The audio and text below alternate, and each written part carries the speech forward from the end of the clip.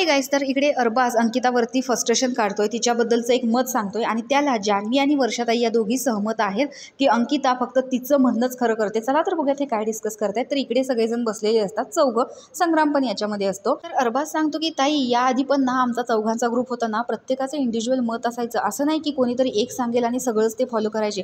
प्रत्येकाचं वेगळं मत असायचं, आम्ही सांगायचो आणि त्याच्यातून ओळखायचं की यास हे केलं तर काय साईड इफेक्ट होतील, हे केलं तर काय फायदा होईल, आणि ज्याचा फायदा होईल ना त्याचं इंडिव्हिज्युअल मत आम्ही घेत होतो।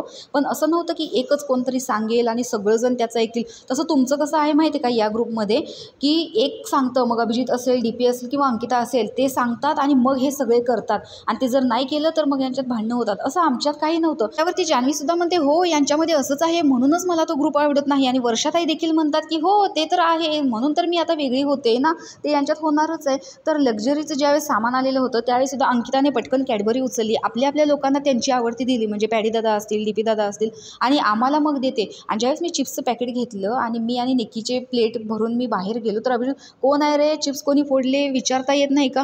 तर अशा गोष्टी हे करतात। म्हणलं अभिजित एक मिनिट, तिथं चिप्सचं पॅकेट फोडून ठेवले, मी काही सगळं घेतलेलं नाही आहे, आणि असं करून मी त्याला सांगितलं, मग तो शांत गेला। बाई घर सगळ्यांचं आहे, सगळेच खाणार ना। तर जान्हवी म्हणते स्वतःच्या लोकांना आवडती चॉकलेट देते, त्यावर वर्षाताई म्हणतात की हो सगळ्यांची आवडती जी कोणती आहे ती त्याला द्यायला पाहिजे, प्रत्येकासाठी सामान आलेलं आहे, ती काहीतरी सांगेल आणि सगळं घर त्याला फॉलो करेल, असं आम्ही नाही करणार, ते तुमचे लोक आहेत ते तुमचं करतील।